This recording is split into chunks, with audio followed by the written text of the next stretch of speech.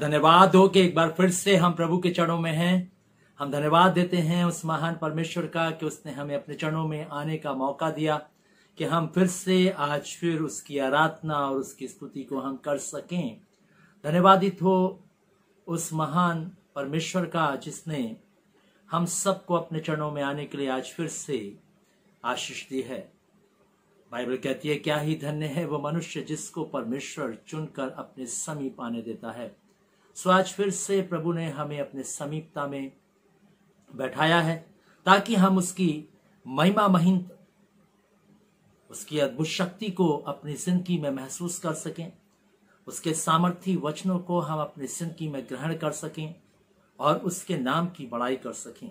इसलिए आज की इस फिर ऑनलाइन आराधना में आप सबका स्वागत है और हम आप सबको इस आराधना में फिर से आमंत्रित करते हैं कि आप इस आराधना को अटेंड करें ताकि परमेश्वर की जो सच्चाई है उसको हम इन अंतिम दिनों में विशेष तौर से अपनी जिंदगी में ग्रहण करके अपने जीवन को परमेश्वर के साथ आगे बढ़ा सकें। आज जब हम परमेश्वर की आराधना स्तुति करने के लिए जा रहे हैं, सो आइए हम अपने जिंदगियों को पवित्र आत्मा के हाथों में सौंपेंगे ताकि हमारी जिंदगी पर परमेश्वर के आत्मा का नियंत्रण रहे। सो आइए हम हाथ जोड़ेंगे, अपनी आंखों को बंद करेंगे और प्रार्थना में चलेंगे। हमारे जीवित महान सशक्तिमान दयालु पिता परमेश्वर, हम आज फिर तेरा धन्यवाद, तेरी स्तुति, तेरी प्रशंसा करते तेरे चरणों के पास आते हैं। धन्यवाद देते हैं प्रभु कि तू सचमुच में हमारा परमेश्वर है। धन्यवाद देते हैं कि तूने प्रभु अपने चरणों के पास हमें आने के लिए मौका दिया। धन्यवाद देते हैं प्रभु कि तेरी दया, तेरी करुणा हमारी जिंदगियों पर है। धन्यवाद देते हैं प्रभु कि तूने हमारी जिंदगियों को अपने हाथों में थाम करके रखा है। धन्यवाद देते हैं प्रभु कि तूने हमें तमाम महामारी से, तमाम आपदाओं से बचा करके अब तक जिंदों की जमीन पे जिंदा रखा है। इसलिए आज फिर हम तेरा धन्यवाद धन्यवाद धन्यवाद करते हुए तेरी समीपता में आते हैं प्रभु जी। तुझे धन्य कहते हैं। आज फिर से तुझे हम सराहते हैं प्रभु जी। आज फिर हम तेरी भक्ति करने के लिए अपनी जिंदगी को तेरे अनुग्रह के सिंहासन के सामने ले आए हैं, जहां पर तू विराजमान है प्रभु जी। आज फिर हम तेरी जय जयकार करते हैं, तुझे दंडवत करते हैं प्रभु जी, और तुझे प्रभु जी सचमुच में महान कहते हैं अपने जीवन के द्वारा से। और चाहते हैं प्रभु आज फिर जो कुछ भी हम तेरी समीपता में अपनी आराधना को लेकर आए हैं प्रभु जी, उसको ग्रहण कर। आज की आराधना प्रभु सचमुच में हम सबकी जिंदगियों के लिए आशीष का कारण हो, और आज की आराधना के द्वारा से प्रभु तुझे बड़ी महिमा मिल सके। हमारी जिंदगियों से तू महिमा महिंत हो और तेरा नाम ऊंचे पर उठाया जाए। हम पूरी आराधना को तेरे हाथों में देते हैं, इस कलीसिया को तेरे हाथों में देते हैं। एक एक जन को जो इस आराधना में जुड़ गया है उसको तेरे हाथों में देते हैं, जो जुड़ेंगे उनको भी तेरे हाथों में देते हैं। और चाहते हैं प्रभु कि आप एक एक को अपनी सच्चाई में चलने के लिए आशीष प्रदान कर। एक बार फिर से हम सब कुछ तेरे हाथों में सौंपते हुए, इस पूरी आराधना को तेरे हाथों में देते हुए, मैं अपनी जिंदगी को तेरे हाथों में सौंपते हुए, कलीसिया को तेरे हाथों में देते हुए इस विनती को प्रभु यीशु ख्रीष्ट के नाम से मांगते, आमीन। इससे पहले कि हम आराधना में जाएं, हम परमेश्वर के भजनों को सुनेंगे और इससे हम अपने मनों को तैयार करेंगे आज के वचन को सुनने के लिए। सो आइए हम भजन में चलेंगे और परमेश्वर के नाम को इज्जत और बुजुर्गी देंगे। जिनमें यहोवा का रूह है बसता, उनके आगे कोई दुश्मन न टिकता। जिनमें यहोवा का रूह है बसता, उनके आगे कोई दुश्मन न टिकता। जिनके दिलों में है बसता यहोवा, जिनके दिलों में है बसता यहोवा, वो जंग कभी नहीं हारते, वो जंग कभी नहीं हारते, वो जंग कभी नहीं हारते, वो जंग कभी नहीं हारते। जिनके दिलों में है बसता यहोवा, जिनके दिलों में है बसता यहोवा, जिनके आगे आगे चलता यहोवा, जिनके आगे आगे चलता यहोवा, वो जंग कभी नहीं हारते, वो जंग कभी नहीं हारते, वो जंग कभी नहीं हारते, वो जंग कभी नहीं हारते। जिनके दिलों में है बसता यहोवा, जिनके दिलों में है बसता यहोवा, जिनके आगे आगे चलता यहोवा, जिनके आगे आगे चलता यहोवा, वो जंग कभी नहीं हारते, वो जंग कभी नहीं हारते, वो जंग कभी नहीं हारते, वो जंग कभी नहीं हारते। चिंता चाहे घेर ले मेरे मंसूबों को, दुख चाहे घेर ले मेरे जीवन को, चिंता चाहे घेर मेरे मंसूबों को, दुख चाहे घेर ले मेरे जीवन को, चिंता चाहे घेर ले मेरे मंसूबों को, दुख चाहे घेर ले मेरे जीवन को। मदद जिंदगी करता यहोवा, मदद जिंदगी करता यहोवा, मदद जिंदगी करता यहोवा, मदद जिंदगी करता यहोवा। वो जंग कभी नहीं हारते, वो जंग कभी नहीं हारते, वो जंग कभी नहीं हारते, वो जंग कभी नहीं हारते। जिनके दिलों में है बसता यहोवा, जिनके दिलों में है बसता यहोवा, जिनके आगे आगे चलेगा यहोवा, जिनके आगे आगे चलेगा यहोवा। वो जंग कभी नहीं हारते, वो जंग कभी नहीं हारते, वो जंग कभी नहीं हारते, वो जंग कभी नहीं हारते। बैरी चाहे ले आए 7 लाखों लाखों रथ, हिल जाते देख के यहोवा का जलाली हाथ। बैरी चाहे ले आए 7 लाखों लाखों रथ, हिल जाते देख के यहोवा का जलाली हाथ। बैरी चाहे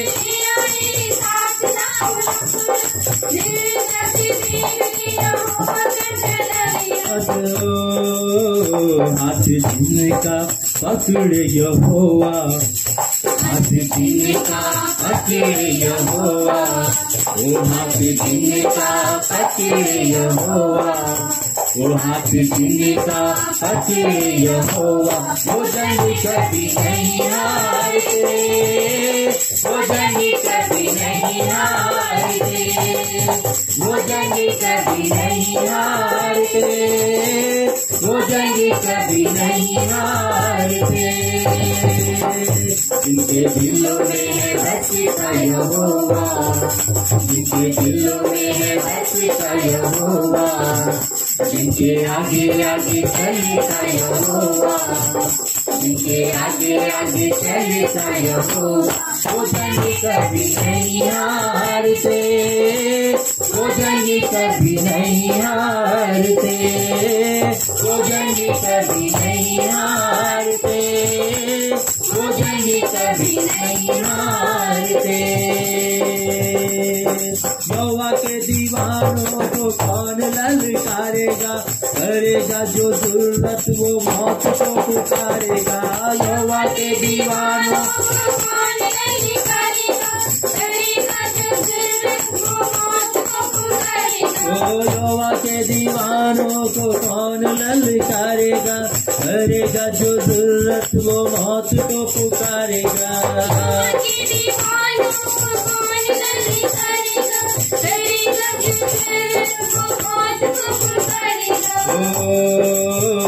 जोर जिनका बनता यहोवा, जोर जिनका बनता यहोवा, ओ जोर जिनका बनता यहोवा, जोर जोर जोर जिनका बनता यहोवा। वो जंग कभी नहीं हारते, वो जंग कभी नहीं हारते, वो जंग कभी नहीं हारते, वो जंग कभी नहीं हारते। जोर जिनका बनता यहोवा, जोर जिनका बनता यहोवा, वो जोर जिनका बनता यहोवा, वो जोर जिनका बनता यहोवा। वो जंग कभी नहीं हारते, वो जंग कभी नहीं हारते, वो जंग कभी नहीं हारते, वो जंग कभी नहीं हारते।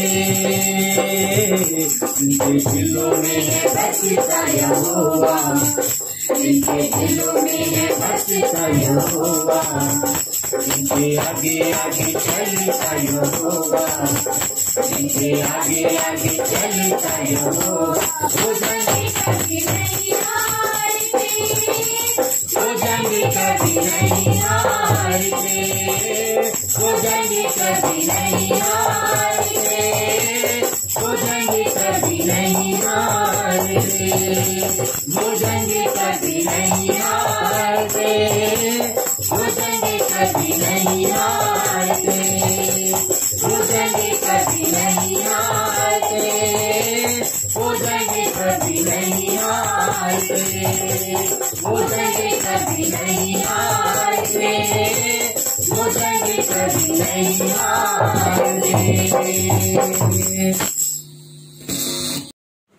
आज फिर से परमेश्वर ने हमें अपने चरणों के समीप बैठाया है ताकि हम उसकी आत्मा की आवाज को फिर से सुन सकें।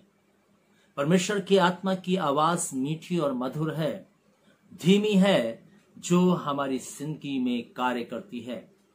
परमेश्वर जो है अपनी मधुर और मीठी आवाज से हमारी जिंदगी को जो है अपनी अधीनता में रखता है, और आज वो चाहता है फिर से हमसे बातचीत करना। और आज जब उसका आत्मा हमसे बात करने जा रहा है, हम अपने मन को परमेश्वर की ओर उठाएंगे, अपने आत्मा को परमेश्वर से जोड़ेंगे ताकि हम परमेश्वर की मधुर और मीठी आवाज को सुन सकें।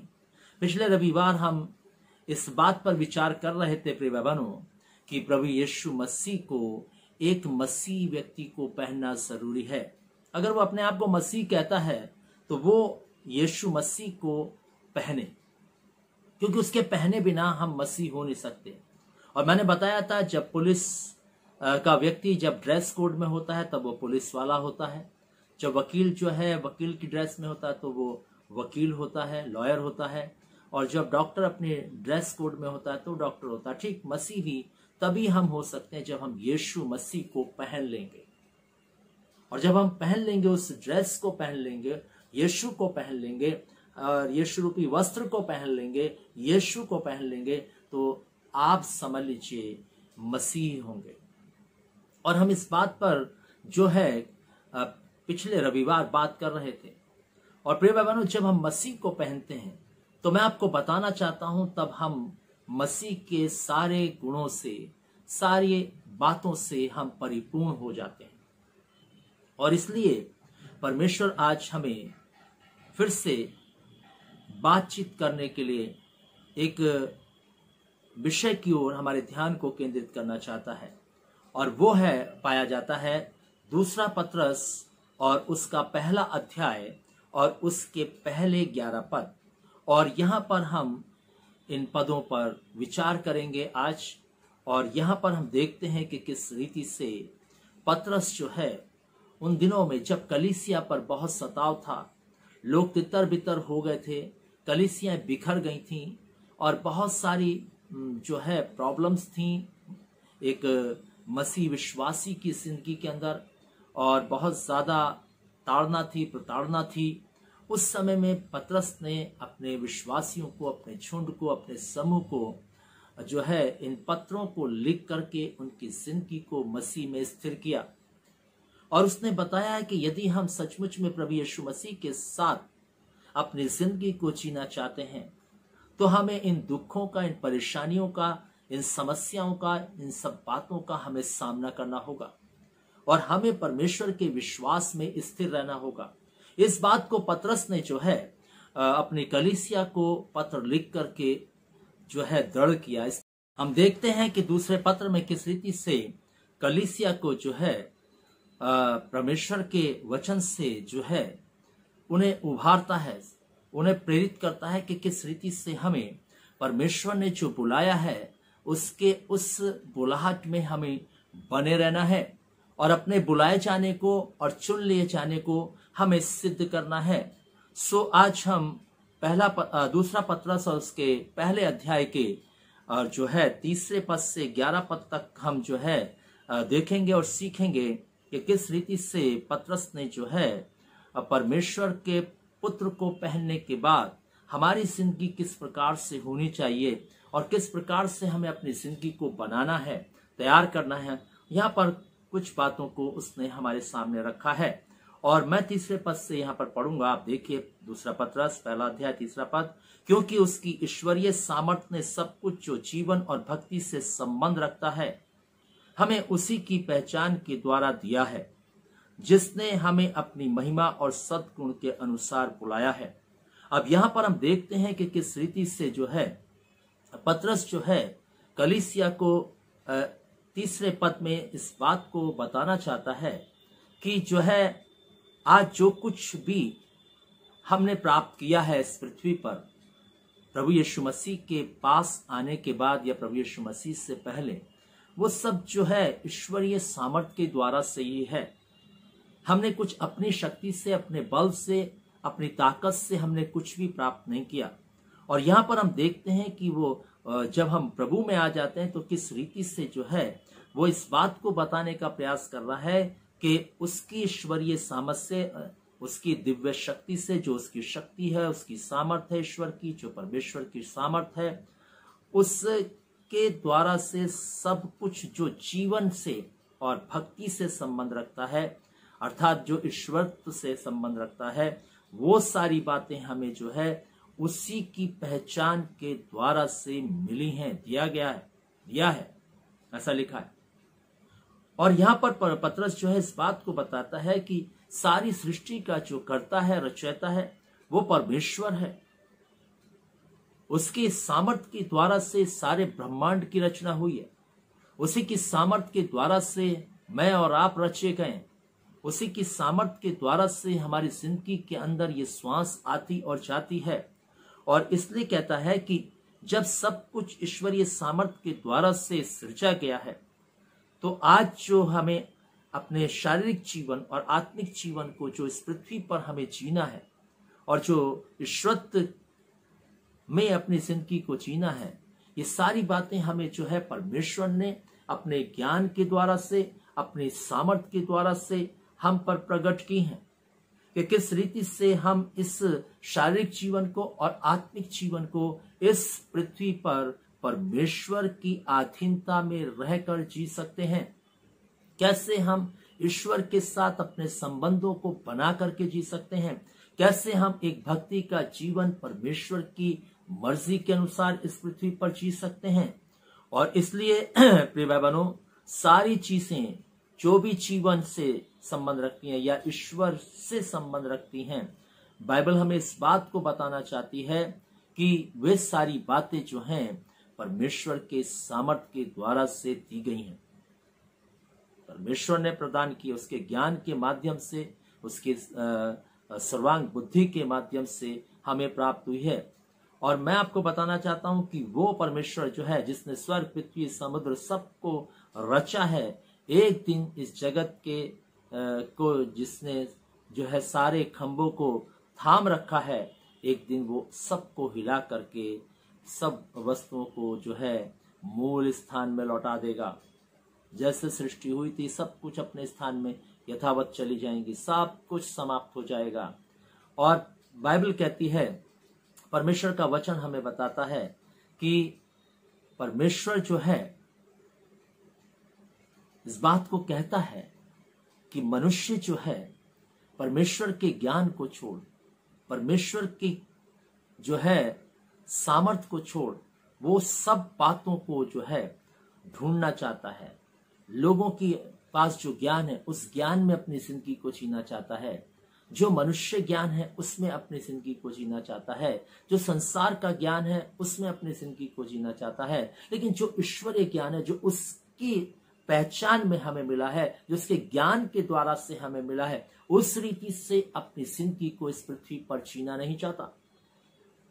बाइबल बताती है कि हम जो है मनुष्य की योजनाओं के अनुसार अपनी जिंदगी को जीते हैं।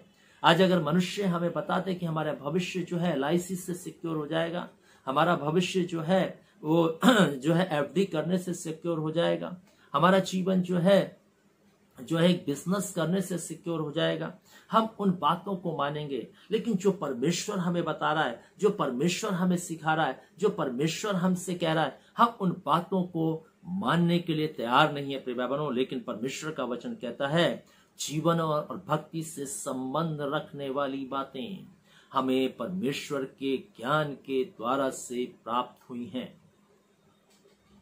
अगर हम एक अच्छी जिंदगी को जीना चाहते हैं, हमें ईश्वर के ज्ञान की आवश्यकता है, ईश्वर के प्रकाशन की आवश्यकता है, ईश्वर के ज्ञान में जीने की आवश्यकता है। ईश्वर ने जो ज्ञान हमें दिया उस ज्ञान के अनुसार अपनी जिंदगी को बिताने की आवश्यकता है। और मैं आपको बताना चाहता हूं कि मनुष्य जो है अपने को बहुत जानने का प्रयास कर रहा है, अपने को लोगों को पहचानवाने का बहुत प्रयास कर रहा है, लेकिन पौलुस जो है क्या कहता है, पौलुस अपने आप को पहचानवाने का प्रयास नहीं कर रहा, बल्कि वो इस बात का प्रयास कर रहा है। यदि हम फिलिपियों के पत्र में जाएं और उसके 3 अध्याय में जाएं और उसके 10वें पद को पढ़ें तो यहाँ पर लिखा था कि मैं उसके और उसके मृत्युचय की सामर्थ को और उसके दुखों में संभागी होने के मर्म को जानूं और उसकी मृत्यु की समानता को प्राप्त करूं। और यहाँ पर पौलुस जो है वो इस बात की खोज में है। पौलुस इस योजना में जीवन को जीना चाहता है, पौलुस इस ज्ञान के अनुसार जीवन को जीना चाहता है, क्योंकि वो जान गया है कि सारी बातें हमें उसी की पहचान के द्वारा से दिया गया है। उसका जो ज्ञान है उसके द्वारा से हमें सारी बातें प्राप्त होंगी जो जीवन और भक्ति से संबंध रखने वाली हैं प्रिय भाई बहनों। और इसलिए आज परमेश्वर हमसे बात कर रहा है, आज परमेश्वर हमसे कह रहा है, आज परमेश्वर फिर हमें सिखाना चाह रहा है कि हमें अपने जीवन को जो है सचमुच में परमेश्वर के ज्ञान को ढूंढते हुए हमें अपनी जिंदगी को जीना है। यीशु मसीह को केवल पहन नहीं लेना है प्रिय भाई बहनों, बल्कि यीशु मसीह को पहनने के बाद हमें उसके ज्ञान को ढूंढना है। और होशे नबी की किताब कहती है, मेरा ज्ञान न रखने के कारण से मेरी प्रजा नाश हो गई। होशे नबी इस बात को अपनी किताब में लिखते हुए कहता है कि प्रजा के नाश होने का कारण क्या था? ईश्वरीय ज्ञान उनके पास नहीं था। जो ज्ञान परमेश्वर ने दिया था उस ज्ञान को उन्होंने अपनी जिंदगी में ग्रहण नहीं किया। मनुष्य के ज्ञान के अनुसार अपनी जिंदगी को मनुष्य ने जिया। इसलिए आज मनुष्य बहुत परेशान है, क्योंकि वो अपने ज्ञान के द्वारा से अपने आप को बुद्धिमान समझ करके, अपनी बुद्धि को बहुत ज्यादा चला करके वो चाहता है कि मैं एक सुख की जिंदगी को प्राप्त कर लूंगा। ऐसा नहीं होगा प्रिय भाई बहनों, ऐसा कभी नहीं होगा, ऐसा कभी भी नहीं होगा। और इसलिए परमेश्वर का भक्त पतरस जो है कहता है, पहचान के द्वारा दिया जिसने हमें अपनी महिमा और सद्गुण के अनुसार बुलाया, जिसने हमें जो है उस बड़े ज्ञान के द्वारा से और अपनी महिमा और सद्गुण के द्वारा से प्रेरित करके हमें बुलाया है अपने पास। हम उसकी महिमा से, उसके गुणों से प्रेरित होकर के उसके पास आए प्रिय भाई बहनों। हमने उसकी महिमा को देखा, हमने उसके गुणों को देखा, हमने उसके व्यक्तित्व को देखा, हमने उसकी जो है चाल को देखा, गति को देखा। हम उन सब बातों को देख करके प्रभु के पास आए, क्योंकि प्रभु की महिमा ने और प्रभु के गुणों ने हमें क्या करा? आकर्षित किया। आज हरेक जो प्रभु यीशु मसीह पर विश्वास लेकर आया है, हरेक ने परमेश्वर की महिमा को देखा है। किसी ने अपने जिंदगी में दुष्ट आत्माओं को से छुटकारा पाते हुए उसकी महिमा को देखा है, किसी ने जो है अपने जीवन में चंगाई को प्राप्त करके उसकी महिमा को देखा है, किसी ने जो है अपनी जिंदगी में समस्याओं का निदान होते हुए उसकी महिमा को और उसके सद्गुणों को देखा है, किसी ने जो है अपने जीवन में जो है तमाम बातों से, परेशानियों से छुटकारा पा करके, आशीषों को पा करके उसके महिमा और सद्गुणों को देखा है। और इस महिमा और सद्गुणों को देख करके हम उससे प्रभावित होकर के, उससे आकर्षित होकर के हम प्रभु के पास आए, ना कि किसी लालच के साथ, ना कि किसी लोभ को प्राप्त करके हम प्रभु के पास आए। हम जो प्रभु के पास आए हैं वो प्रभु की बड़ी महिमा और उसके गुणों को देख करके, कि वो परमेश्वर कितना दयालु है, जो पापियों से प्यार करता है, जो पापियों से नफरत नहीं करता, जो पापियों का संहार नहीं करता, जो पापियों पर दया करता है, जिन और उन पापियों के लिए अपने प्राणों की आहुति तक दे देता है। वो उस गुण को देखकर, उस महिमा को देखकर जो यीशु मसीह के द्वारा से इस पृथ्वी पर मनुष्य के जीवन में बताई गई और फैलाई गई, उसको देख करके, उससे आकर्षित होकर के प्रभु के पास आया है। और इसलिए प्रिय भाई बहनों, परमेश्वर का वचन हमें इस बात को बताना चाहता है कि जब हम उसकी महिमा और उसके गुणों से आकर्षित होकर के हम उसके पास आए हैं, जब हम उस पर आधारित होकर उस महिमा और उस सद्गुणों पर आधारित होकर के पूरी तरह हम विश्वास योग्यता का जीवन जीते हैं और परमेश्वर के साथ अपनी जिंदगी को, उसकी महिमा को प्राप्त करते हुए, उसके गुणों को देखते हुए जीते हैं, प्रिय भाई बहनों, निश्चित है कि हमारी जिंदगी सचमुच में जो है परमेश्वर की उस बड़ी महिमा के साथ बनी रहेगी। परमेश्वर अपनी महिमा गुण से समझौता नहीं करता प्रिय भाई बहनों, ये याद रखिएगा। उसकी जो महिमा है, उसके जो गुण है, उससे वो कभी समझौता नहीं करता। आज हम उसकी महिमा और गुणों के साथ समझौता करना चाहते हैं कि परमेश्वर अपनी महिमा, अपने गुण के साथ समझौता करे, लेकिन हम परमेश्वर में इस बात को देखते हैं कि उसने कभी अपनी महिमा और अपने गुण के अनुसार के प्रति समझौता नहीं किया और ना वो कभी करेगा।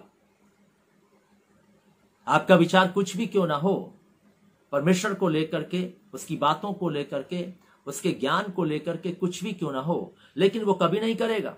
याद रखिएगा प्रिय भाई बहनों, मैं आपको एक उदाहरण दूं। जब दाऊद जो है बैलगाड़ी पर परमेश्वर के वाचा के संदूक को लाद करके ले जा रहा था, तो आपको मालूम है कि बैल ने ठोकर खाई और संदूक जो है वो बैलगाड़ी से गिरने पर था। और जब वो गिरने लगा तो जो है उज्जा नाम का जो व्यक्ति था, जो बैलगाड़ी के साथ साथ चल रहा था, उसने उस संदूक को गिरने से रोकने के लिए अपने हाथ को बढ़ाया और संदूक को पृथ्वी पर गिरने नहीं दिया, जमीन पर गिरने नहीं दिया। और क्या हुआ, उसी समय परमेश्वर का कोप भड़का और उज्जा उसी समय मर गया। अब यहां पर जब हम इस वृतांत को पढ़ते हैं शमूएल की किताब में, तो हम इस बात को देखते हैं कि किस रीति से इस व्यक्ति ने कोई गलत काम नहीं किया। लेकिन मैं आपको यह बात बताना चाहता हूं कि परमेश्वर अपनी महिमा और अपने गुणों से समझौता नहीं करता। आकान की जिंदगी का एक उदाहरण मैं आपके सामने रखूं, और हम देखते हैं कि आकान ने भी यही गलती करी कि उसने उसकी महिमा और सद्गुण को जो है अपनी जिंदगी में नहीं पहचाना, उसको अपने जीवन के अंदर महत्व नहीं दिया प्रिय भाई बहनों। और क्या होता है, जब परमेश्वर ने यरीहो की नगर की हर एक वस्तु को कहा था कि ये मेरे लिए अर्पण होगी, लेकिन आकान ने क्या करा, जब उसने सुंदर ओढ़ना देखा, चांदी देखी, उसने ले जा करके अपने डेरे में गाड़ दिए। और बाद में हम देखते हैं कि किस रीति से परमेश्वर ने उसको, उसके परिवार को नष्ट कर दिया। परमेश्वर अपनी महिमा और सद्गुण के साथ समझौता नहीं करता। इसलिए प्रिय भाई बहनों, हम इस बात से बिल्कुल भी अज्ञान न रहें कि परमेश्वर हमसे समझौता कर लेगा। नहीं, परमेश्वर कदापि समझौता नहीं करेगा। हम इसको पुराने नियम की किताब की बात ना समझ लें, ये तो पुराने नियम की बातचीत है। परमेश्वर कतई नहीं वो करेगा अपनी महिमा और सद्गुण को। हम अब जब नए नियम में आते हैं तो हम हनन्याह सफीरा को देखते हैं, किस रीति से उन्होंने जो है परमेश्वर के लिए जो समर्पित किया गया था धन, उसमें से चुरा लिया था। और तब उनका परिणाम क्या हुआ, परमेश्वर अपनी महिमा और सद्गुण से समझौता नहीं करता। प्रिय भाई बहनों, बाइबल कहती है भजन संहिता और उसके 138 में हम जाएं और उसके जो है दूसरे पद को पढ़ें तो यहां पर ऐसा लिखा है, मैं तेरे पवित्र मंदिर की ओर दंडवत करूंगा और तेरी करुणा और सच्चाई के कारण तेरे नाम का धन्यवाद करूंगा, क्योंकि तूने अपने वचन को अपने बड़े नाम से अधिक महत्व दिया है। जो वचन प्रभु ने कहा है, जो वचन प्रभु की ओर से मिला है, जिस वचन को प्रभु ने अपने मुख से निकाला है, बाइबल कहती है उस वचन को परमेश्वर ने अपने नाम से भी ज्यादा महत्व दिया है। और इसलिए यहां पर जब हम पढ़ते हैं पत्रस के इस पत्र में, जब हम इस बात को पढ़ते हैं कि हमें अपनी महिमा और सद्गुण के अनुसार बुलाया है, उसने अपनी महिमा और सद्गुण के अनुसार हमें बुलाया है। हमें उसने ऐसे ही नहीं बुला लिया, अपनी महिमा और अपने सद्गुण के अनुसार जो उसका व्यक्तित्व है, उस व्यक्तित्व को हमारे सामने रख करके उसके द्वारा से इस बात के लिए उसने हमें बुलाया कि हम भी उसकी महिमा और सद्गुण से परिपूर्ण हो जाएं। लेकिन आज हमारी जिंदगी की दशा क्या है प्रिय भाई बहनों? आज हमारा जीवन किस प्रकार का है प्रिय भाई बहनों? आज जो है हमारी जिंदगी के लिए सोना चांदी हीरे मोती दुनियादारी समय जमीन मकान कार बंगले ये सब चीजें बहुत महत्व रखती हैं और ये हमारे लिए बहुत मूल्यवान है। लेकिन परमेश्वर और परमेश्वर का वचन हमारी जिंदगी के लिए मूल्यवान नहीं है। जबकि बाइबल हमें इस बात को बताती है कि परमेश्वर का जो वचन है वो मूंगों से भी बढ़कर है। याद रखिए प्रिय बहनों, परमेश्वर की जो महानता है वो सोने चांदी हीरे से भी कहीं ज्यादा बढ़कर है प्रिय बहनों। और जो उसने हमसे प्रतिज्ञाएं की हैं, वो सबसे जो वायदे किए हैं, वो इन सब बातों से बढ़कर है प्रिय बहनों। आज हम इन्हीं बातों के लिए परेशान रहते हैं, इन्हीं चीजों के लिए हमारी जिंदगी दौड़ती रहती है, इन्हीं चीजों के लिए जो दुनिया की है, जो एक दिन आज है और कल मिट जाएंगी। और जब हम मिटेंगे तो हमारे साथ एक भी चीज नहीं जाएगी। हम भले सोने की अंगूठी और चेन क्यों ना पहने हो, हम चूड़ियां और कंगन क्यों ना पहने हो, हर एक चीज उतार लिया जाएगा। हम माँ के पेट से नंगे आए थे, नंगे लौट जाएंगे। लेकिन उसके बावजूद भी इस ज्ञान को जो परमेश्वर ने हमें दिया है उसको हमने महत्व नहीं दिया, बल्कि हमने उस अज्ञान को, उस अज्ञानता को अपनी जिंदगी में महत्व दिया जो मनुष्य के द्वारा से मिला है। उस ज्ञान को हमने ज्यादा महत्व दिया जो मनुष्य ने हमें सिखाया और बताया है प्रिय बहनों। पैसा हमारी जिंदगी के लिए बहुमूल्य नहीं है प्रिय बहनों। पैसे की जरूरत है लेकिन पैसा बहुमूल्य नहीं है। परमेश्वर बहुमूल्य है, परमेश्वर की बातें बहुमूल्य हैं। याद रखिए प्रिय, उसके वायदे बहुमूल्य हैं। वो सोने चांदी हीरे मोती जवाहरात सबसे बढ़कर हैं। और परमेश्वर ने हमसे वायदे किए। जब हम चौथे पद को पढ़ते हैं यहाँ पर दूसरा पत्रस पहले अध्याय के चौथे पद में तो लिखा है, जिनके द्वारा उसने हमें बहुमूल्य और बहुत बड़ी प्रतिज्ञाएं दी हैं। उसने हमें बड़े वचन दिए हैं, बड़े वायदे हमसे किए हैं। और परमेश्वर जो वायदे करता है उसमें झूठ नहीं बोलता, क्योंकि परमेश्वर सच्चा है। क्या कहता है पौलुस रोमियो के पत्र में लिखते हुए, देखिए क्या कहता है, किस प्रकार से 4 अध्याय में जब हम जाएंगे तो हम इस बात को देखने पाएंगे। रोमियो का 4 अध्याय, और देखिए किस रीति से जो है उसके 3 अध्याय उसके 4 पद में देखिए किस प्रकार से लिखा है। कदापि नहीं, वरन परमेश्वर सच्चा है, हर एक मनुष्य झूठा ठहरे, जैसा लिखा है, जिससे तू अपनी बातों में धर्मी ठहरे और न्याय करते समय तू जय पाए। सचमुच में परमेश्वर सच्चा है, वो झूठ नहीं बोलता प्रिय बहनों, वो सचमुच में महान है। और इसलिए जब हम उसके वायदों पर भरोसा रखते हैं तब हम जिंदगी में तरक्की करते हैं प्रिय बहनों। जब हम उसके वायदों पर भरोसा नहीं रखते, उसके प्रतिज्ञाओं पर भरोसा नहीं रखते, उसकी वाचाओं पर भरोसा नहीं रखते, हम कभी भी तरक्की नहीं कर सकते प्रिय बहनों। और उसने जो ये सब वायदे किए हैं वो इसलिए किए ताकि हम इन वायदों को अपनी जिंदगी में अमूल्य मान करके हम ईश्वरीय स्वभाव में संभागी हो सकें, ईश्वरीय स्वरूप में हम बन सकें। इसलिए परमेश्वर ने जो है ये सब वायदे किए हैं। क्या कहता है गलतियों का पत्र, देखिए बाइबल को खोलेंगे और निकालेंगे जो है उसका 4 अध्याय और उसके 5 और 6 और 7 पद को पढ़ेंगे। देखिए परमेश्वर का वचन क्या कहता है, ताकि व्यवस्था के अधीनों को मोल लेकर छुड़ा ले और हमको लेपालक होने का पद मिले। और तुम जो पुत्र हो, इसलिए परमेश्वर ने अपने पुत्र के आत्मा को, जो हे अब्बा हे पिता कहकर पुकारता है, हमारे हृदयों में भेजा है। इसलिए तू अब दास नहीं परंतु पुत्र है। जब पुत्र हुआ तो परमेश्वर के द्वारा वारिस भी हुआ। और यहाँ पर परमेश्वर बिल्कुल साफ कहता है कि जो उसने वायदे किए हैं वो ये किए हैं कि जब हम परमेश्वर की संतान हैं तो हम परमेश्वर की हर एक चीज के वारिस हैं। हम भूल जाते हैं प्रिय बहनों, हम संसार की जो नाशमान वस्तुएं हैं उन्हीं में मन लगाए रहते हैं, उन्हें ही ढूंढते रहते हैं, उन्हें ही खोजते रहते हैं। लेकिन परमेश्वर ने जो हमसे बड़ी बड़ी बहुमूल्य प्रतिज्ञाएं की हैं उस पर हमारा ध्यान नहीं होता।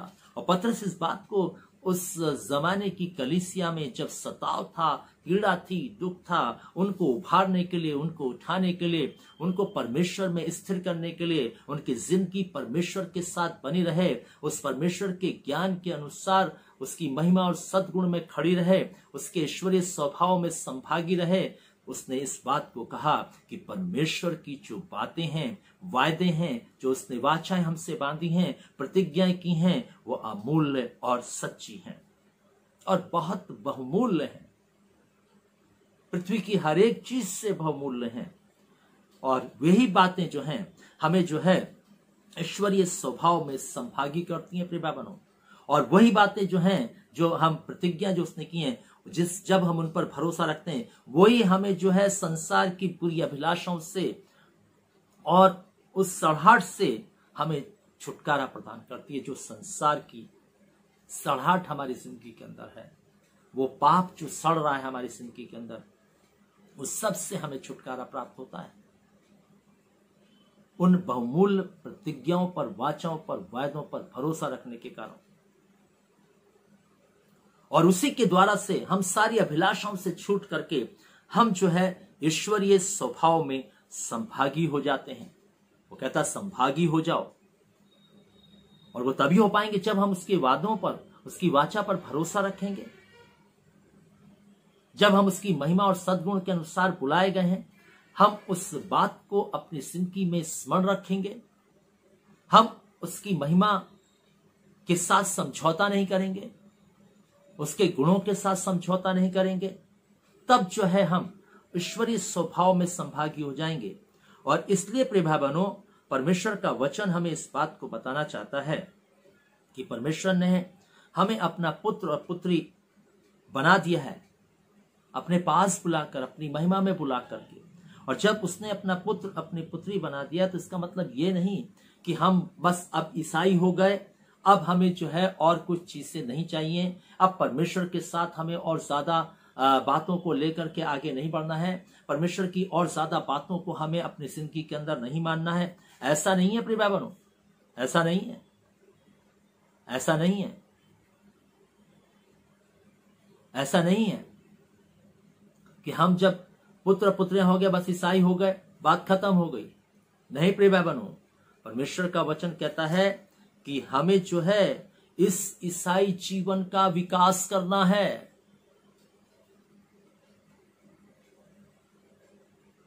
ईसाई तो हो गए, लेकिन अब इसको विकसित कैसे करेंगे, विकास कैसे करेंगे इसका, कि सचमुच में लोग हमें देख करके कहें कि हम मसीह हैं, लोग हमारी जिंदगी को देख करके कहें कि हम मसीह हैं, लोग हमारे जीवन को देख करके यीशु के प्रति आकर्षित हों। हमें इस बात के लिए अपनी जिंदगी को जो है विकसित करना है, हमें अपने ईसाई जीवन का विकास करना है प्रिय भाई बहनों। और इसका विकास करने के लिए हमें पूरी लगन के साथ परिश्रम करना होगा, मेहनत करनी होगी। अपने ईसाई हो जाने पर ये याद रखिए प्रिय भाई बहनों, ईसाई हो गए इससे काम नहीं चलेगा। ईसाई हो जाने पर हमें पूरी मेहनत करनी है, पूरी लगनता के साथ हमें अपनी जिंदगी को परमेश्वर के साथ स्थिर करना है। हमें संसार और संसार की बातें अपने साथ बहाने ना पाए, हमें संसार के मनुष्यों का ज्ञान जो है हमें जो है बहकाने ना पाए। हमारी जिंदगी जो है परमेश्वर के साथ स्थिर और खड़ी रह सके, इस बात के लिए हमें अपने मसीह जीवन का, अपने क्रिश्चियन लाइफ का, अपने ईसाई जिंदगी का, ईसाई होने का जो है विकास करना है प्रिय भाई बहनों।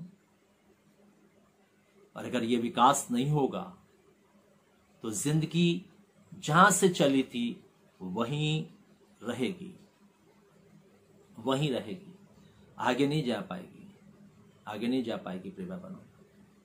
हम वहीं के वहीं रुके रहेंगे। और मसीह जीवन जो है वो विकास का जीवन है। मसीह जीवन रुक जाने वाला जीवन नहीं है। मसीह जीवन दिन प्रतिदिन यीशु के कद में बढ़ने वाला जीवन है। और पौलुस जब यीशु मसीह पर विश्वास किया और प्रभु यीशु मसीह की महिमा और सद्गुण के अनुसार जब वो बुलाया गया, उसने जब परमेश्वर की प्रतिज्ञाओं पर, जो वाचा उसने बांधी थी उसको बहुमूल्य समझा। संसार अपने पद अपने कद के को छोड़ करके जब उसने उन बातों को महत्वपूर्ण समझा, जबकि पौलुस एक फरीसी था, अपने पद में एक गरिमा में पद था उसके पास, वो उस पद पर भरोसा रख सकता था, लेकिन उसने उन सब बातों को जो है अपनी जिंदगी से अलग करके उसने परमेश्वर की प्रतिज्ञा और वाचाओं पर भरोसा रखा। प्रिय भाइयों, उसने अपनी जिंदगी को जो है सचमुच में परमेश्वर के साथ चलने के लिए जो है उस पर पूरा लगन के साथ परिश्रम किया, मेहनत किया। प्रिय भाइयों, और पौलुस जो है परमेश्वर की पुत्र की समानता में होने पाया। और क्या कहता है परमेश्वर का वचन, यदि हम 1 कुरिन्थियों 9 अध्याय उसके 27 पद को पढ़ें तो उसने साफ लिखा है कि मैं अपनी देह को मारता कूटता वश में लाता हूं। मैं परिश्रम कर रहा हूं इस ईसाई जीवन का जो मुझे प्राप्त हो गया है, इस मसीह जीवन का जो मुझे प्राप्त हो गया है, मैं जो अब मसीह हो गया हूं, मैं इसका विकास करने के लिए मैं अपने इस जीवन पर जो है वो पूरी लगनता के साथ परिश्रम कर रहा हूं, मेहनत कर रहा हूं, ताकि ये जीवन मसीही बना रहे। ये फिर जो है डगमगाने ना पाए, ये जो है संसार के बहाव में बहने ना पाए, ये किसी बात से डर और खौफ के साथ वापस प्रभु के को छोड़ करके जाने ना पाए। पौलुस जो है इस बात का जो है यत्न करता है, प्रयत्न करता है, मेहनत करता है, पूरी लगनता के साथ जो है कहता है मैं शरीर को मारता कूटता वश में लाता हूं, ताकि ये शरीर जो है परमेश्वर की महिमा का पात्र बना रहे।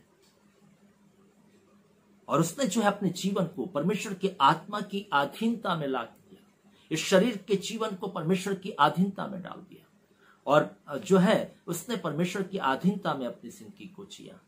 बाइबल हमें इस बात को बताती है, और वो कहता है कि मैंने अपने शरीर के जीवन को क्रूस पर टांग दिया है। वो कहता मैं अब जीवित ना रहा, परंतु मसीह मुझ में जीवित है। उसने जो है काम किया अपने मसीह जीवन पर, अपने ईसाई जीवन पर काम किया। आज हम ईसाई हो गए, काम ही नहीं करते अपनी जिंदगी के ऊपर कि हम इस जिंदगी को परमेश्वर के राज्य तक पहुंचाएं, हम इस जिंदगी को परमेश्वर के राज्य की राह पर चलाएं। हम इस पर काम नहीं करते। हम ईसाई हो गए, बात खत्म हो गई बस। हमें अब ना आनंद जीवन से मतलब है, ना हमें परमेश्वर के उस बड़ी सामर्थ्य से मतलब है, ना परमेश्वर की उस बड़ी प्रतिज्ञाओं से मतलब है। बस ईसाई हो गए, बात खत्म। हमें समाज में सम्मान और इज्जत मिलने लग गई, बस बात खत्म। नहीं प्रिय भाई बहनों, बाइबल हमें इस बात को सिखाना चाहती, मसीह को पहनने के बाद हमें इस जीवन का विकास करना है,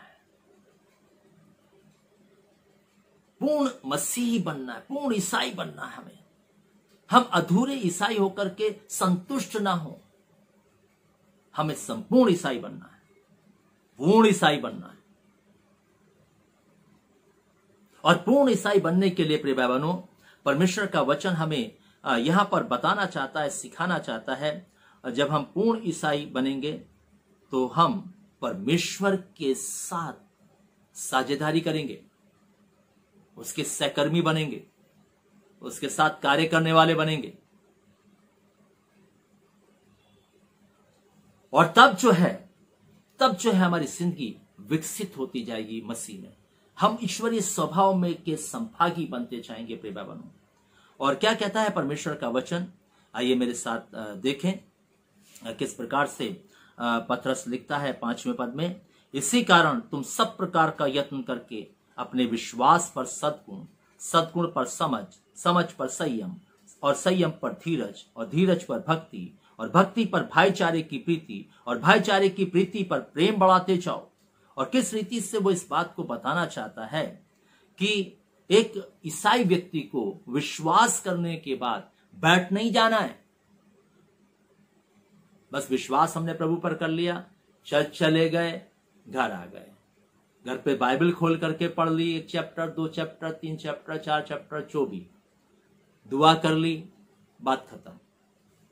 नहीं प्रिय भाई बहनों, वो क्या कहता है, अगर हमने सचमुच में अपनी जिंदगी की शुरुआत विश्वास से की है, तो हमें अब आगे की जो बातें यहां पर लिखी हैं, जो एक सूची हमें दी है पतरस ने यहां पर, हमें उन बातों पर जो है को पर काम करना है, उन बातों को अपनी जिंदगी के अंदर लाना है, उनको विश्वास के साथ जोड़ना है, ताकि हम जो है सचमुच में एक पूर्ण ईसाई बन सकें, एक पूर्ण ईसाई बन सकें। क्योंकि जब ये बातें हमारी जिंदगी के अंदर जो इस सूची के रूप में हमें मिली है यहां पर, जब ये हमारी जिंदगी के अंदर आ जाएंगी, ये हमारे विश्वास के साथ जुड़ जाएंगी, विश्वास के साथ सद्गुण जुड़ जाएगा, सद्गुण के साथ समझ जुड़ जाएगी, समझ के साथ जो है धीरज जुड़ जाएगा, धीरज के साथ जब भक्ति जुड़ जाएगी, भक्ति के साथ जब संयम जुड़ जाएगा और भाईचारे की प्रीति जुड़ जाएगी, प्रेम जुड़ जाएगा, तब जो है हमारे ईसाई जीवन का विकास हुआ समझो। अगर विश्वास के बाद सद्गुण नहीं है, जुड़ रहे हैं, तो बेकार है। और सद्गुण के बाद अगर समझ नहीं जुड़ रही है तो भी बेकार है। अगर समझ के साथ संयम नहीं जुड़ रहा है, भक्ति नहीं जुड़ रही है, धीरज नहीं जुड़ रहा है, भाईचारे की प्रीति और प्रेम नहीं जुड़ रहा है, तो बेकार है प्रिय बहनों।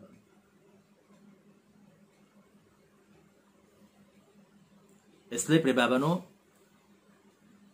हम थोड़े से बात से अपने ईसाई जीवन में संतुष्ट ना हो जाए। हमें जो है इस विश्वास के साथ इन बातों को जोड़ना है और इसी के लिए हमें परिश्रम करना है, इसी के लिए हमें जो है परमेश्वर के साथ साझेदारी करनी है। और ये गुण तभी हमारी जिंदगी में आएंगे जब हम विश्वास करके पूरी लगनता के साथ इन बातों को अपनी जिंदगी में लाने का यत्न और प्रयत्न करेंगे, मेहनत करेंगे। दूसरे शब्दों में मैं ऐसा कहना चाहूंगा, जब हम विश्वास के लिए जिएंगे, केवल विश्वास के लिए, तब ये बातें हमारी जिंदगी के अंदर आ जाएंगी, तब ये बातें हमारी जिंदगी के अंदर आएंगी। प्रिय भाई बहनों, ये याद रखिए, उससे पहले ये बातें हमारी जिंदगी के अंदर नहीं आएंगी। इस बात को आप अच्छे से समझो।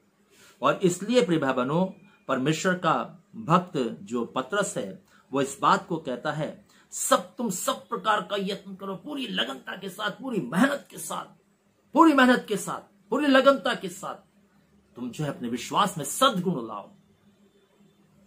सद्गुण लाओ, क्योंकि उसने अपनी महिमा और सद्गुण के अनुसार तुम्हें बुलाया, अपने सद्गुणों के लिए उसने बुलाया, अपनी महिमा को देने के लिए तुम्हें बुलाया। इसलिए तुम जो है अपने विश्वास में सद्गुण के लिए यत्न करो, जतन करो सब प्रकार का। जैसे हम कोई चीज को प्राप्त करने के लिए जल थल एक कर देते हैं प्रिय भाई बहनों, ठीक हमें भी अपने जीवन को पूर्ण ईसाई बनाने के लिए, परमेश्वर की दृष्टि में पूर्ण ईसाई बनाने के लिए हमें परिश्रम करना है, मेहनत करनी है, कि हम परमेश्वर की दृष्टि में पूर्ण रीति से मसीह दिखें। और जब तक प्रिय भाई बहनों हम में मसीह का रूप ना बन जाए, तब तक हमें यत्न करते रहना है, पूरी मेहनत करते रहना है। मैं तो ऐसा कहूंगा कि जब तक जिंदगी के अंदर सांस है, तब तक हमें इन बातों को अपनी जिंदगी में बढ़ाते जाना है, इसका विकास करते जाना है। सद्गुण आते ही जाए। संयम पे संयम आता है। पौलुस ने काम किया। रोमियो का पत्र 8 अध्याय में जाएं, हम उसके संयम के बारे में अगर हम सचमुच में 35 पद से पढ़ें तो यहां पर लिखा है, कौन हमको मसीह के प्रेम से अलग करेगा? क्या कलेश, क्या संकट, या उपद्रव, या अकाल, या नंगाई, या जोखिम, या तलवार? कौन सी चीज? यहां पर पौलुस जो है आशीषों की बात नहीं कर रहा, धन संपत्ति की बात नहीं कर रहा। धन संपत्ति खूब हमारे पास हो, आशीष हो, तो क्या ये सब बातें हमें प्रेम से अलग करेंगे? नहीं, वो कह रहा संकट, कलेश, दुख, उपद्रव, है ना, जोखिम, तलवार, अकाल, नंगाई, क्या ये चीजें जब मेरी जिंदगी में आएंगी, ये मेरी जिंदगी को छुएंगी, ये मेरी जिंदगी को जो है फाड़ खाना चाहेंगी, उस स्थिति में, उस दशा में क्या मैं मसीह के साथ खड़ा रह सकूंगा?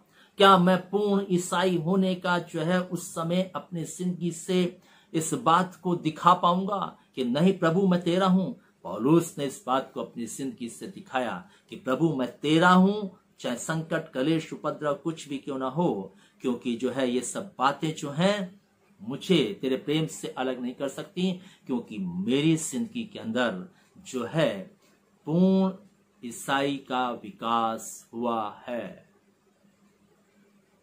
मैं पूर्ण विकसित ईसाई हूं, मसीह हूं, विश्वासी हूं, क्रिश्चियन हूं। इसलिए मैंने विश्वास के साथ जो है इन चीजों को बढ़ाया है। केवल विश्वास ही नहीं किया, मैंने इन चीजों को बढ़ाया है, क्योंकि मैंने संयम को बढ़ाया है, धीरज को बढ़ाया है। क्योंकि जिसके पास संयम होगा, धीरज होगा, वही उपद्रव, अकाल, नंगाई, जोखिम, तलवार, इन चीजों को अपनी जिंदगी में सह पाएगा, अन्यथा नहीं।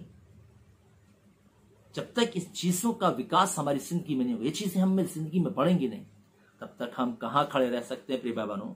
हम पर थोड़ा संकट आएगा, हम बहुत सारी बातों में जो है झूठ मतलब जो है उबलने लगेंगे।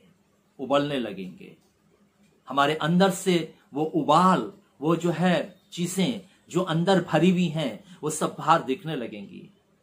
हम उससे नम्र और दीनता का प्रदर्शन नहीं करेंगे प्रिय भाई बहनों। प्रभु आज भी हमें सिखाना चाहता है। अगर इतने उपद्रव जितने पौलुस पे आज हम पर हो जाएं, हम यीशु मसीह को छोड़ देंगे प्रिय भाई बहनों, उसका साथ छोड़ देंगे, उसको भजना छोड़ देंगे, उसकी आराधना करना छोड़ देंगे। हम कहेंगे क्यों इस यीशु के पीछे चलें? हम नहीं चलेंगे। क्यों परमेश्वर के साथ खड़े रहें? हम नहीं खड़े होंगे। लेकिन हम देखते हैं कि उसने जो है इस बात को समझा कि किस रीति से जो है परमेश्वर के ज्ञान को द्वारा से उसने अपनी जिंदगी में इस बात को समझ लिया कि अगर जीवन है तो वो ये परमेश्वर के ज्ञान की पहचान में, उसी की पहचान में हमें मिला है। आज हम नहीं समझ पाए प्रिय भाई बहनों। इतने साल से हम मसीह हैं, इतने साल से हम चल चाह रहे हैं, इतने साल से हम दुआ कर रहे हैं। आज हमारी परमेश्वर के साथ संगति सिर्फ जब कष्ट में है तभी है।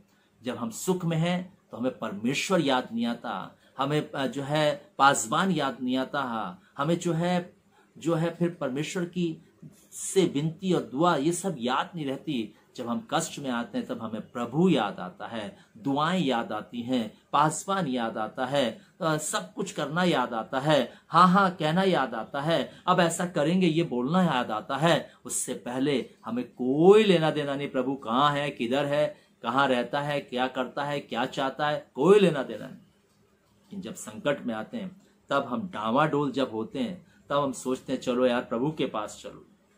और यही हाल इजरायलियों का था प्रिय भाई बहनों, और यही हाल आज हमारा है। इसलिए पतरस यहाँ पर अपनी कलीसिया को इस बात को सिखाना चाहता है कि हमें जो है अपूर्ण ईसाई होकर के जिंदगी को नहीं जीना, हमें पूर्ण ईसाई बनना है, पूर्ण मसीह बनना है। और उसके लिए ये जो सूची दी है इसको हमें अपने विश्वास के साथ जोड़ना है प्रिय भाई बहनों, ताकि हम जो है सचमुच में जो है किसी भी रीति से जो है अपनी जिंदगी को परमेश्वर से अलग ना पा सकें। और क्या कहता 8वां पद, आइए मेरे साथ देखिए, खोलिए दूसरा पत्रस 1 अध्याय और उसके जो है 8 पद में लिखा है, क्योंकि यदि ये बातें तुम में वर्तमान रहें और बढ़ती जाएं तो तुम्हें हमारे प्रभु यीशु मसीह की पहचान में निकम्मा और निष्फल ना होने देंगी। और यहां पर जो है पतरस बिल्कुल साफ कहता है, अगर ये बातें तुम में बढ़ती जाएं, इनमें और पूरी लगनता के साथ तुम मेहनत करते जाओ, तुम सब परिश्रम करते जाओ, तो सचमुच में ये बातें जब तुम में बढ़ती जाएंगी और जो है वर्तमान रहेंगी, तो ये तुम्हें प्रभु यीशु मसीह की पहचान में, मैं ऐसा कहूंगा प्रभु यीशु मसीह के पहचानने में हमें निकम्मा और निष्फल नहीं होने देंगी प्रिय भाई बहनों। अगर ये बातें हम में हो, बाइबल कहते हैं, परमेश्वर का वचन कहता है, स्पष्टता में बोलता है कि हम में ये बातें यीशु के विषय में, स्वर्ग के विषय में, राज्य के विषय में, आगमन के विषय में, जीवन के विषय में, मिरास के बारे में हमें निकम्मा और निष्फल नहीं होने देंगे। ये जो सूची की बातें जो मैंने अभी पढ़ी हैं 5, 6 और 7 पद में, ये हमें कभी भी निकम्मा और निष्फल नहीं होने। अगर ये बातें हम में हैं, ये बढ़ रही हैं हमारे जीवन में, ये जो है बढ़ती जा रही हैं, वर्तमान भी है हमारी जिंदगी के अंदर। तो ये बातें हमें कभी भी निकम्मा नहीं होने देंगी। इसलिए प्रिय भाई बहनों, हमें विश्वास करके चुप नहीं बैठ जाना है, परंतु बाइबल हमें इस बात को कहना चाहती है, हमें अपने विश्वास में सद्गुण को लाने के लिए परिश्रम करना है। जब सद्गुण आ जाए तो समझ को लाने का परिश्रम करना है। जब समझ आ जाए तो हमें जो है सचमुच में हमें जो है धीरज को लाने का यत्न करना है, संयम को लाने का यत्न करना है।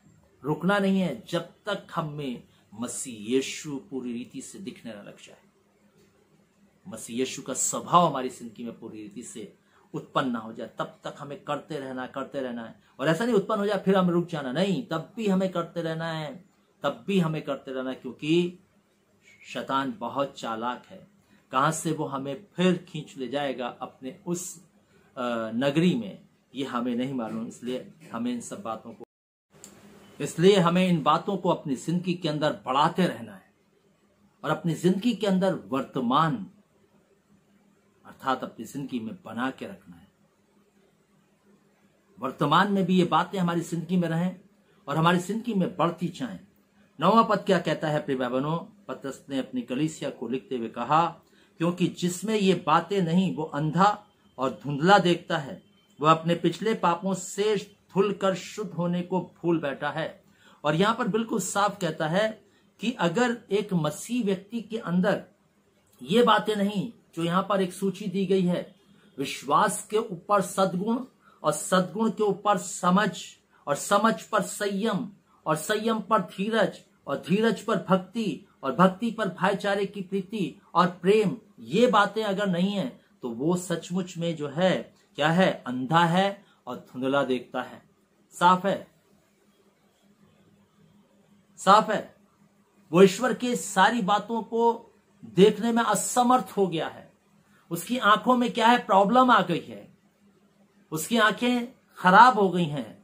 मैं ऐसा कहूंगा उसकी आंखों में मोतियाबिंद हो गया है, या उसकी आंखों पे चर्बी चढ़ गई है, या उसने पर्दा डाल लिया है कि परमेश्वर के उन बातों को जो परमेश्वर ने उसके साथ की और जो परमेश्वर ने उसके लिए की, उन सब को वो भूल बैठा है।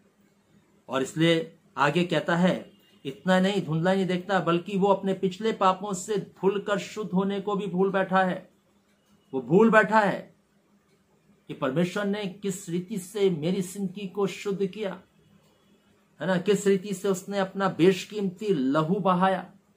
और ये मनुष्य जो है आज केवल जो है अब केवल इस संसार को ही देख करके जी रहा है, संसार की चीजों को ही देख करके जीना चाहता है, बल्कि परमेश्वर का वचन बताता है जो व्यक्ति पापों से धुलकर शुद्ध हो गया है, जिसने नया जन्म प्राप्त कर लिया है, वो अब इन संसार की बातों को देखकर नहीं, वो संसार की वस्तुओं को देखकर नहीं, बल्कि वो स्वर्गीय वस्तुओं को देख करके अपनी जिंदगी को जीता है, अनंत काल को देख करके वो अपनी जिंदगी को जीता है प्रिय भाई बहनों। लेकिन यदि आज हम इस संसार के ही बातों को देखकर और संसार के ही चीजों के लिए, शरीर के लिए ही हम अपनी जिंदगी को जी रहे हैं, आत्मा के लिए जीने का हमारे पास कोई भी चांस नहीं है, या हमारी जिंदगी में बोझ नहीं है, आत्मा के लिए कोई हमारा जिंदगी के अंदर ख्याल नहीं है, तो मैं ये बताना चाहता हूं प्रिय भाई बहनों, आज प्रभु हमें इस बात को सिखाना चाहता है। हम एक विफल ईसाई हैं, याद रखिए, विफल ईसाई हैं। ईसाई तो हैं लेकिन विफल हैं, क्योंकि हमने जो है अपने जीवन में ईश्वरीय स्वभाव को में अपने आप को संभागी नहीं किया। दूसरे शब्दों में मैं ऐसा कहना चाहूंगा कि हमने जो है अपने जीवन में सफाई नहीं की। शुद्ध किया गया, उसके बाद फिर सफाई नहीं रखी। एक बार शुद्ध हो गए बस उसके बाद गंदे नहीं होंगे, नहीं, गंदे होंगे। सफाई नहीं की हमने, हम भूल गए परमेश्वर के उस लहू के दाम को, जिसको देख करके उसने हमें शैतान से छुड़ाया और अपने लहू से धोकर हमें शुद्ध किया उस पाप की गंदगी से, जो बिना लहू से छूट नहीं सकती थी। वो ऐसे दाग थे, ऐसे धब्बे थे, वो साज और सच्ची के साबुन से जा नहीं सकते थे। शुद्ध नहीं हो सकता था मनुष्य, स्वच्छ नहीं हो सकता था मनुष्य। प्रभु ने दाम दे करके अपने लहू का जो है हमें शुद्ध किया।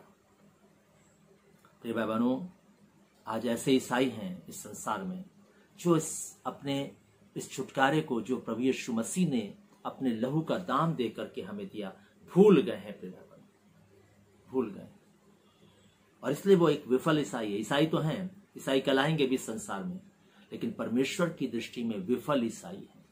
और विफल ईसाई जो है परमेश्वर के राज्य में नहीं जाएगा। याद रखिएगा, जो विफल हो गया, जो फेल हो गया परमेश्वर की दृष्टि में, परमेश्वर के निगाह में, वो परमेश्वर के राज्य में कभी नहीं जाएगा। प्रिय भाई बहनों, और ये सब बातें जो यहाँ पर पत्रस लिख रहा है, हमें परमेश्वर के राज्य में जाने के लिए लिख रहा है। परमेश्वर के राज्य में हम कैसे पहुंचेंगे, परमेश्वर के राज्य में हम कैसे प्रस्थान करेंगे, कैसे प्रभु हमारा वेलकम करेगा, अगर हमारी जिंदगी के अंदर ये जो यहाँ पर पत्रस ने बातें बताई हैं, जो हमने सीखी हैं आज, ये सूची जो है ये हमारी जिंदगी में अगर विद्यमान है, हम परमेश्वर के उस ज्ञान को समझ गए हैं, हम परमेश्वर को समझ गए हैं, उसको जान गए हैं, उसकी महिमा को जान गए हैं, उसके सद्गुण को अगर जान गए हैं, और ये बातें हम में विद्यमान है, तो परमेश्वर का वचन क्या कहता है, आइए मेरे साथ देखिए। 10वें पद में लिखा है, इस कारण है भाइयों, अपने बुलाए जाने और चुन लिए जाने को सिद्ध करने का भली भांति यत्न करते जाओ, क्योंकि यदि ऐसा करोगे तो कभी भी ठोकर नहीं खाओगे। और यहाँ पर हम देखते हैं कि किस रीति से जो है परमेश्वर का वचन हमें इस बात को बताता है, परमेश्वर का वचन हमें इस बात को सिखाता है, परमेश्वर का वचन इस बात को बोलता है कि किस रीति से जो है यहाँ पर साफ लिखा है कि तुम जो है इन सब बातों को अपनी जिंदगी में रखकर, वर्तमान दशा में रखकर, और इनको बढ़ा करके इन बातों को संयम, विश्वास, धीरज, भक्ति, प्रेम, है ना, भाईचारे की प्रीति, समझ, इन सबको अपनी जिंदगी में बढ़ा करके, वर्तमान में अपनी जिंदगी में रख करके तुम अपने बुलाए जाने और चुन लिए जाने को सिद्ध करो। अगर ये बातें हम में हैं, हम परफेक्ट हैं, हम सिद्ध हैं। अगर ये बातें हम में नहीं तो हम सिद्ध नहीं है। प्रेम, ये आपको खुद अपनी जिंदगी के अंदर देखना होगा कि मैं एक सफल ईसाई हूं या मैं एक विफल ईसाई हूं। ये आपको खुद देखना होगा। ये आपका व्यक्तिगत मामला है, इसको मैं डिसाइड नहीं कर सकता। प्रिय भाई बहनों, मैं अपने जीवन के बारे में डिसाइड कर सकता हूं, निर्णय ले सकता हूं, बता सकता हूं अपने जीवन के बारे में, लेकिन हम किसी दूसरे का कोई भी बात नहीं बता सकते, इसलिए क्योंकि मनुष्य अपने जीवन के बारे में खुद बेहतर जानता है। और इसलिए प्रभु आज हमें इस बात को सिखाना चाहता है कि ये बातों से हम अपने बुलाए जाने और चुन लिए जाने को सिद्ध कर पाएंगे। अगर ये बातें वर्तमान हैं तो हम सिद्ध समझिए हैं, और इसको जब तक प्रभु ना आए हमें सिद्ध बना करके रखना होगा। ऐसा नहीं कि आज है और कल नहीं है, अंत तक, लास्ट तक, श्वास निकलने तक हमें इन सब बातों को वर्तमान में रखना होगा। और आगे क्या कहता है 11वां पद, 10वें पद में आगे, सिद्ध करो, करने का यत्न करो, और क्योंकि यदि ऐसा करोगे तो कभी भी ठोकर ना खाओगे। मतलब कभी भी जो है ठोकर ना खाने का मतलब यह है कि तुम जो है निकम्मे नहीं ठहरोगे, निष्फल नहीं ठहरोगे, कंडम नहीं होगे। तुम्हें जो है ऐसा नहीं कहा जाएगा कि मैंने तुम्हें कभी नहीं जाना। 11वें पद में, वरन इस रीति से तुम हमारे प्रभु उद्धारकर्ता यीशु मसीह के अनंत राज्य में बड़े आदर के साथ प्रवेश करने पाओगे। और यहां पर बिल्कुल साफ लिखा हुआ है कि अगर सचमुच में ये बातें हम में वर्तमान और विद्यमान रहेंगी और बढ़ती जाएंगी, तो ये बातें हमें परमेश्वर के राज्य में, अनंत राज्य में बड़े आदर के साथ प्रवेश कराने पाएंगे ये बातें, और हम प्रवेश करने पाएंगे इन बातों के द्वारा से। इसलिए प्रिय भाई बहनों, आज भी समय है कि आप अपनी जिंदगी को टटोल कर देखिए। कहीं आप विश्वास करके चुप बैठ तो नहीं गए, और अगर आपने विश्वास करने के बाद मेहनत नहीं की अपने जीवन पर, ईसाई जीवन पर, उसके विकास के लिए कार्य नहीं किया है, मसीह जिंदगी को विकास के लिए अपने कार्य को नहीं किया है, तो आपको आज करना है।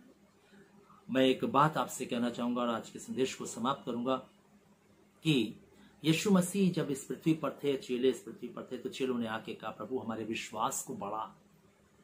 तो मैं ऐसा सोचता हूं जब प्रभु यीशु मसीह से चेलों ने यह सवाल किया होगा हमारे विश्वास को बढ़ा, तो विश्वास का जो विस्तार करने का तरीका वो पतरस ने हमें यहां पर बताया कि विश्वास को विस्तृत करने का या बढ़ाने का जो तरीका है वो क्या है। और यहां पर हम देखते हैं पतरस के इस पत्र में उसने बताया विश्वास को बढ़ाने के लिए हमें सद्गुण लाना है, सद्गुण के बाद जो हमें समझ लाना है, समझ के बाद हमें संयम लाना है, संयम के बाद जो हमें धीरज लाना है, धीरज के बाद हमें भक्ति को लाना है, भक्ति के बाद भाईचारे की प्रीति को लाना है और प्रेम को लाना है, प्रेम को बना के रखना है। क्योंकि पौलुस ने भी कहा सब बातों से बढ़कर प्रेम उत्तम है। इसलिए प्रिय भाई बहनों, विश्वास का विकास इन बातों से होगा। विश्वास करके चुप बैठ जाने से हम विफल ईसाई हो जाएंगे। विश्वास में हमारे सद्गुण नहीं है, विश्वास में हमारे समझ नहीं है, विश्वास में हमारे संयम नहीं है, विश्वास में हमारे धीरज नहीं पाया जा रहा है, विश्वास में हमारे भाईचारे की प्रीति नहीं पाई जा रही है, प्रेम नहीं पाया जा रहा है, हम निष्फल और निकम्मे ठहरे। प्रभु आज भी हमें सिखाता है। यीशु मसीह को पहनने के बाद मैं आपसे कहना चाहूंगा कि आपकी जिंदगी में ये बातों का होना दिखना बहुत जरूरी है। प्रभु हम सबको आशीष देवे। आज हम यही रुकेंगे, प्रार्थना में चलेंगे। हमारे जीवित महान सशक्तिमान दयालु पिता परमेश्वर, हम धन्यवाद देते हैं कि तूने आज फिर हमसे बातचीत की, अपने वचन के द्वारा से हमें सिखाया कि मसीह को पहनने के बाद जो हमारी जिंदगी होनी चाहिए वो कैसी होनी चाहिए, उसमें क्या क्या दिखना चाहिए, इन सब बातों को तूने हमें बताया, सिखाया।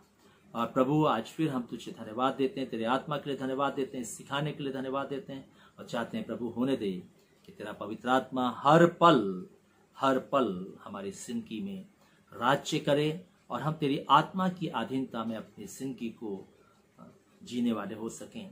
हमारी जिंदगी में जो विश्वास है उसमें प्रभु जी ये सब बातें जुड़ने वाली हो सकें, ऐसा हम चाहते हैं। पूरी कलीसिया को तू आशीष दे और विश्वास में इन बातों को जोड़ने के लिए आप मदद करें। विशेष प्रभु जितने लोग इस संदेश को सुनेंगे सबको ऐसी आशीष देना ताकि हर एक अपने विश्वास में सद्गुण, समझ, संयम, भक्ति, धीरज और भाईचारे की प्रीति और प्रेम को जोड़ सके। प्रभु एक बार फिर से हम चाहते हैं कि तू हम सबको इस वचन के द्वारा से आशीषित कर और इस वचन को हमारे हृदय में बसने दे, इस वचन को हमारी जिंदगी में वर्तमान रहने दे, बढ़ने दे, जिससे तेरी महिमा हो।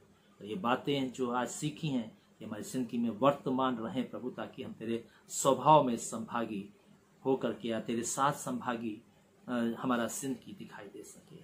सब कुछ तेरे हाथों में देते हुए आज के वचन पर और जितने लोगों ने सुना है सब पर आशीष चाहते हुए, इस कलीसिया पर आशीष चाहते हुए इस विनती को यीशु ख्रिस्ट के नाम से मांगते, आमीन।